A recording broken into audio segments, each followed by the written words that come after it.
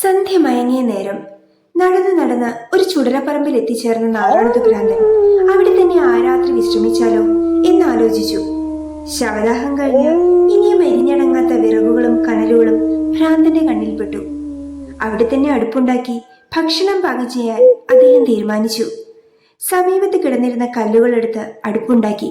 ചിതയിൽ നിന്നും ഏതാനും കനലുകളും ചുള്ളികളും തെറുക്കി തീ പൂട്ടി അരിയിട്ടു. തന്റെ മന്തുള്ള ഇടങ്കാൽ മെല്ലെ തടവിക്കൊണ്ട് ചുടലക്കാടിന്റെ ഭയാനക നിശബ്ദതയെ ഭേദിച്ച് ഭ്രാന്തൻ ഉച്ചത്തിൽ പാട്ടുകൾ പാടി. ഈ സമയം തന്റെ വിഹാര കേന്ദ്രമായ ചുടലക്കാട്ടിലേക്ക് ചുടല ഭദ്രകാളി കയറി വന്നു. ഭ്രാന്തനെ കണ്ട് കുപിതയായ കാളി എത്രയും വേഗം ഇവിടെ നിന്ന് പുറത്തു പോകണം എന്ന് ഭ്രാന്തനോട് ആക്രോശിച്ചു. എന്നാൽ തീയും വെള്ളവും ഉള്ളിടത്ത് താൻ ഭക്ഷണമുണ്ടാക്കുമെന്നും അവിടെ ഇരുന്ന് ഉണ്ണുമെന്നും ഉണ്ണുന്നിടത്ത് ഉറങ്ങുമെന്നും ഭ്രാന്തൻ മറുപടി പറഞ്ഞു. ഭ്രാന്തന്റെ മറുപടി കേട്ട് ക്ഷുഭിതയായ കാളി ഭയാനക ശബ്ദങ്ങൾ പുറപ്പെടുവിക്കുകയും അലറുകയും അട്ടഹസിക്കുകയും തന്റെ കൊടും ഭീകര രൂപത്തിൽ ഭ്രാന്തന്റെ മുൻപിൽ നിന്ന് അദ്ദേഹത്തെ ഭീതിപ്പെടുത്താൻ ശ്രമിക്കുകയും ചെയ്തു. ഇതെല്ലാം കണ്ട് ഭീതിയുടെ ഒരു അംശം പോലുമില്ലാതെ ചിരിച്ചുകൊണ്ടിരിക്കുന്ന നാരായണത്തെ ഭ്രാന്തൻ ഒരു സാധാരണ മനുഷ്യനല്ല എന്ന് തിരിച്ചറിഞ്ഞ കാളി സ്വയം ശാന്തയായി.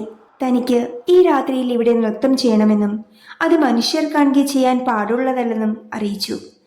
എന്നാൽ തന്റെ ചിട്ടകളിൽ മാറ്റം വരുത്താൻ തനിക്കും കഴിയില്ലെന്ന് പറഞ്ഞ നാരായണത്ത് ഭ്രാന്തന്റെ വാക്കുകൾ ഉറച്ചതാണെന്ന് മനസ്സിലാക്കിയ കാളി കീഴടങ്ങി തിരിച്ചു പോകുവാൻ തീരുമാനിച്ചു.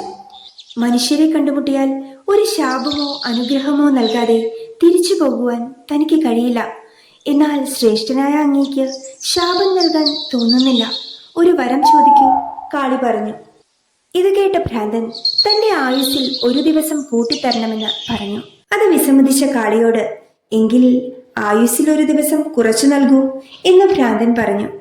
ആരുടെയും ആയുസ് കൂട്ടുവാനോ കുറയ്ക്കുവാനോ തനിക്കാവില്ല.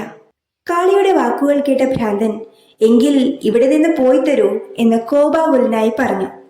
എന്നാൽ അനുഗ്രഹം നൽകാതെ പോകുവാൻ തനിക്കാവില്ലെന്ന് പറഞ്ഞ കാളിയോട് ഭ്രാന്തൻ തന്റെ ഇടതുകാലിലെ മന്ത് വലതുകാലിലേക്ക് മാറ്റിത്തരുവാൻ ആവശ്യപ്പെട്ടു. അങ്ങനെ തന്നെ ഭാവിക്കട്ടെ എന്ന് അനുഗ്രഹം നൽകി കാളി മടങ്ങി.